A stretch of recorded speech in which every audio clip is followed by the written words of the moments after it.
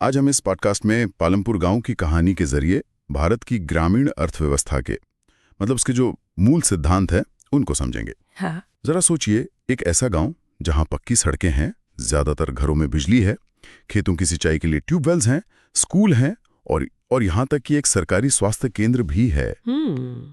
ऊपर से देखने पर तो ये एक पूरी तरह से विकसित एक आदर्श गांव लगता है। बिल्कुल। फिर भी इसी गांव में रहने वाले डाला और सविता जैसे लोग घोर गरीबी में क्यों जी रहे हैं? चलिए इस दिलचस्प पहेली को सुलझाते हैं। और ये सवाल ही आप कह सकते हैं कि इस पूरी चर्चा का केंद्र है। हमारे पास जो स्रोत हैं वो पालमपुर नाम के एक काल्पनिक गांव का बड़ा ही विस्तृत अध्ययन है। अच्छा। और हमारा मकसद सिर्फ तथ्यों को जानना नहीं है, बल्कि ये समझना है कि किसी भी गांव में उत्पादन प्रोडक्शन होता कैसे है, उसके लिए किन किन चीजों की जरूरत पड़ती है, और सबसे जरूरी कि खेती पर निर्भर लोगों की जिंदगी की असलियत क्या है, जो अक्सर आंकड़ों में कहीं छिप जाती है। तो चलिए सबसे पहले इस गांव से ही मुलाकात करते हैं। ये पालमपुर गांव, ये अपने आसपास के गांवों और कस्बों से अच्छी तरह से जुड़ा हुआ है। हाँ, कनेक्टिविटी अच्छी है। पास में ही एक बड़ा गांव है रायगंज और एक छोटा कस्बा है शाहपुर, और इन तक जाने वाली सड़कें भी पक्की हैं, जिन पर बैलगाड़ी से लेके जीप, ट्रैक्टर, ट्रक सब कुछ चलता है। और इसका जो सामाजिक ढांचा है वो भी उतना ही दिलचस्प है। गांव में करीब 450 परिवार रहते हैं। 450? हाँ, इनमें से 80 सवर्ण परिवार है जिनके पास गांव की ज्यादातर जमीन है। उनके घर भी पक्के हैं, सीमेंट वाले और काफी बड़े हैं। और बाकी लोग? वहीं गांव की आबादी का लगभग 1/3 हिस्सा दलितों का है, जो गांव के कोने में रहते हैं, छोटे और मिट्टी फूस के बने घरों में। लेकिन जैसा आपने कहा, बिजली की सुविधा लगभग हर घर में है, और यही बिजली खेतों में ट्यूबवेल चलाती है और छोटे मोटे कारोबार का आधार भी बनती है। और गांव में 2 प्राइमरी स्कूल, एक हाई स्कूल और एक सरकारी स्वास्थ्य केंद्र भी है। तो इंफ्रास्ट्रक्चर के लिहाज से तो ये वाकई काफी विकसित लगता है। हाँ, और यही बात इस गांव के अध्ययन को खास बनाती है। ये सारी सुविधाएं ये एक तस्वीर दिखाती हैं। आप कह रही हैं कि ये गांव आदर्श होने का एक धोखा है। ऊपर से सब ठीक दिखता है, सड़कें, बिजली, स्कूल, लेकिन अंदर की जो आर्थिक हकीकत है वो बिल्कुल अलग है। एकदम। तो फिर इस पहेली को सुलझाना कहाँ से शुरू करें? इस पहेली के 3 टुकड़े हैं जो किसी भी अर्थव्यवस्था की बुनियाद होते हैं: भूमि, श्रम और पूंजी। जमीन, मेहनत और पैसा। बिल्कुल। पालमपुर की पूरी कहानी और उसकी जो असमानता है वो इन्हीं 3 चीजों के बंटवारे में छिपी है। चलिए एक एक करके इन टुकड़ों को जोड़ते हैं। ठीक है, तो सबसे पहला टुकड़ा भूमि यानी जमीन। पालमपुर में तो 75% लोग अपनी रोजमर्रा की जिंदगी के लिए खेती पर ही निर्भर हैं। तो जमीन तो सबसे जरूरी चीज हुई। जब जमीन थी भी, उसे भी खेती लायक बना लिया गया। अब और जमीन बढ़ाने की कोई गुंजाइश ही नहीं है। और ये समस्या तब और गहरी हो जाती है जब परिवार बढ़ते हैं और जमीन का बंटवारा होता जाता है। बिल्कुल। यहीं पर गोविंद की कहानी इस समस्या को एकदम साफ कर देती है।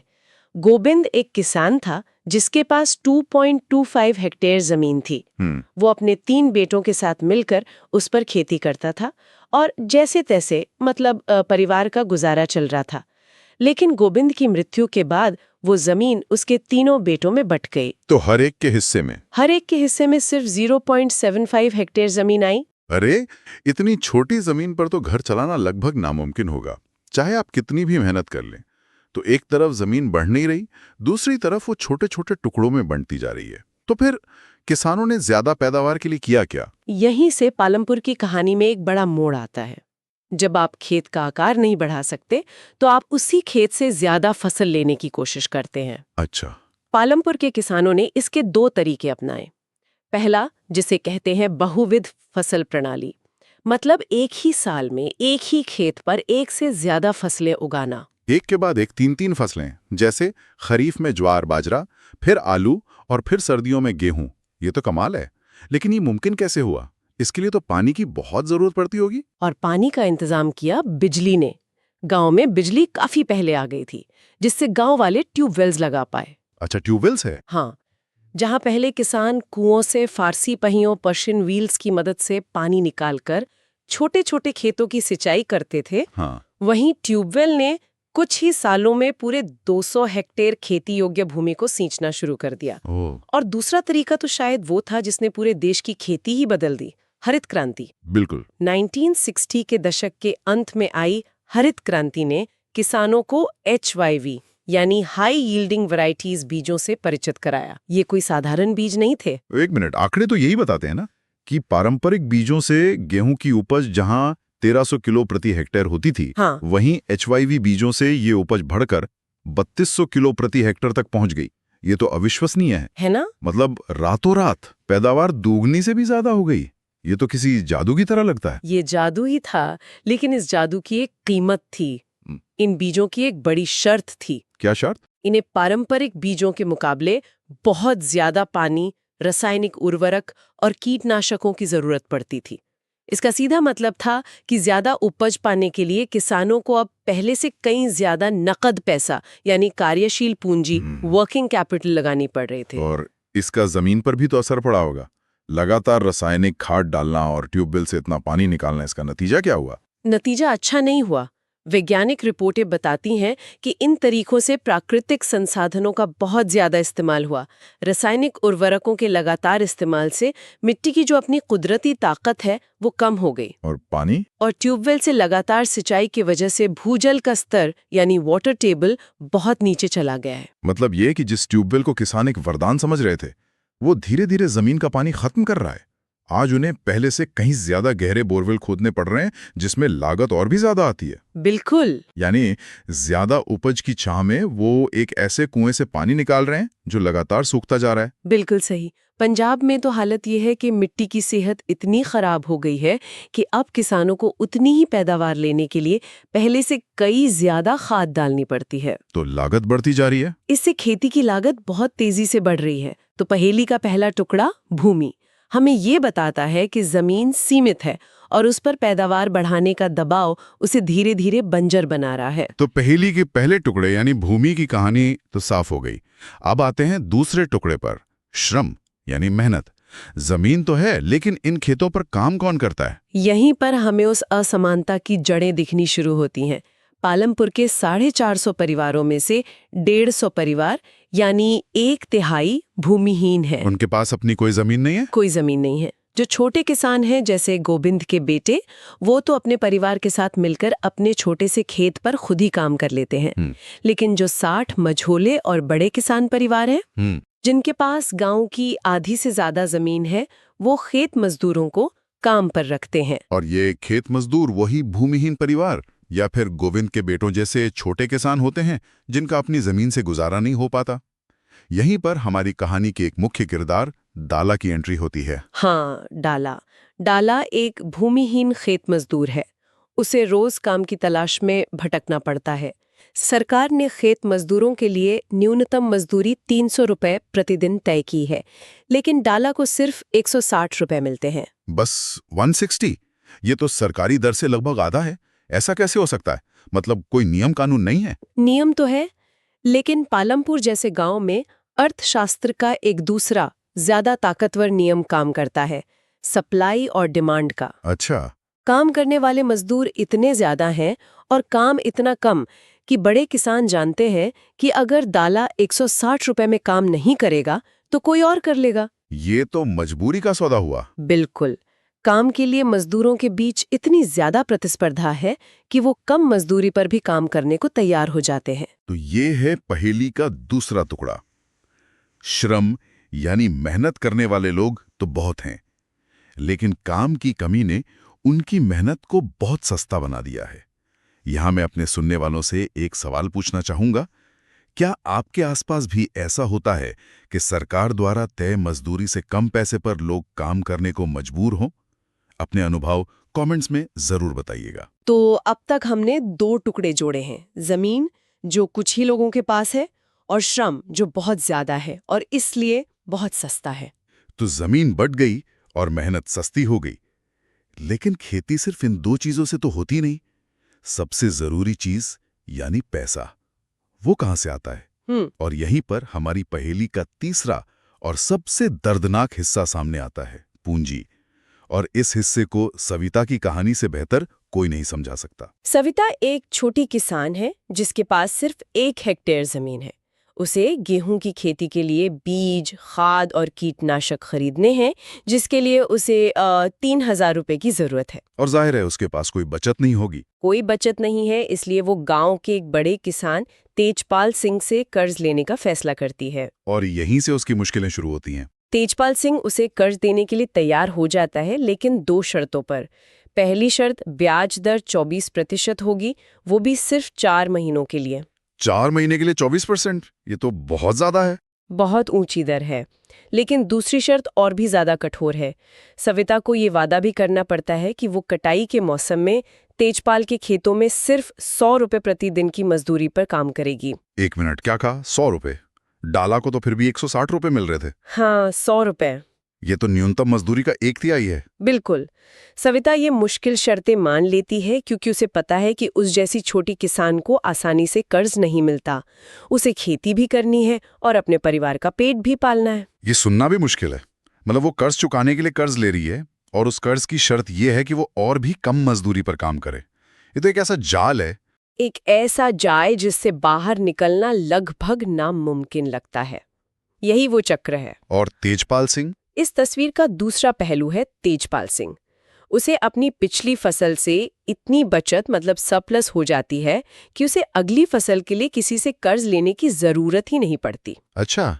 उसकी अपनी बचत ही उसकी कार्यशील पूंजी, वर्किंग कैपिटल बन जाती है। वो अपनी इसी बचत से सविता जैसे किसानों को ऊंचे ब्याज पर कर्ज भी देता है। और इस साल तो वो अपनी कमाई से एक नया ट्रैक्टर खरीदने की योजना भी बना रहा है। और ट्रैक्टर तो स्थायी पूंजी हुआ, यानी ऐसी मशीन जो सालों साल कमाई देगी। तो साफ दिखता है कि बड़ा किसान अपनी बचत से और अमीर होता जाता है और सविता जैसा छोटा किसान कर्ज के जाल में फंसकर और गरीब। तो पहेली के तीनों टुकड़े अब जुड़ गए हैं। जमीन, श्रम और पूंजी का ये असमान बंटवारा ही पालमपुर की गरीबी का असली कारण है। बिल्कुल। लेकिन गांव की अर्थव्यवस्था सिर्फ खेती तक सीमित नहीं है। अब सवाल ये उठता है कि क्या खेती के बाहर भी कोई रास्ता है? हाँ, ये भी जरूरी है। पालमपुर में लगभग 25% लोग ऐसे कामों में लगे हैं जो खेती से अलग हैं। जैसे डेयरी का काम। कई परिवारों के पास भैंसें हैं जिनका दूध वो पास के गांव रायगंज में बेचते हैं। हाँ, शाहपुर कस्बे के 2 व्यापारियों ने तो रायगंज में दूध इकट्ठा करने और उसे ठंडा करने के सेंटर भी बना रखे हैं, जहां से दूध दूर के शहरों और कस्बों में भेजा जाता है। इसके अलावा गांव में छोटे पैमाने पर विनिर्माण यानी स्मॉल स्केल मैन्युफैक्चरिंग भी होता है। हाँ, इसका एक उदाहरण मिश्री लाल है। उसने बिजली से चलने वाली गन्ना पेरने की मशीन लगाई है। वो दूसरे किसानों से गन्ना खरीदकर उसका गुड़ बनाता है और शाहपुर के व्यापारियों को बेच देता है। और करीम का उदाहरण तो और भी दिलचस्प है। हाँ। उसने देखा कि गांव के बहुत से छात्र पढ़ने के लिए शाहपुर जाते हैं, तो उसने गांव में ही एक कंप्यूटर क्लास सेंटर खोल दिया। सही है। एक और कहानी किशोरा की है। किशोरा पहले डाला की तरह ही एक खेत मजदूर था। उसने सरकारी योजना से कम ब्याज पर लोन लेकर एक भैंस खरीदी। अच्छा। अब वो दूध बेचता है और अपनी भैंसा गाड़ी से माल ढुलाई का काम भी करता है। तो ये उदाहरण दिखाते हैं कि खेती के बाहर अवसर तो हैं, लेकिन ये अभी बहुत सीमित पैमाने पर हैं। बिल्कुल। तो यहाँ भी वही सवाल खड़ा हो जाता है। खेती में तो साफ है कि सविता जैसे छोटे किसान पैसे के लिए तेजपाल सिंह जैसे बड़े किसानों पर निर्भर हैं, लेकिन क्या मिश्री लाल और करीम जैसे लोगों के लिए भी पूंजी जुटाना उतना ही मुश्किल है? क्या उन्हें भी किसी साहूकार के पास जाना पड़ता है? ये बहुत जरूरी सवाल है।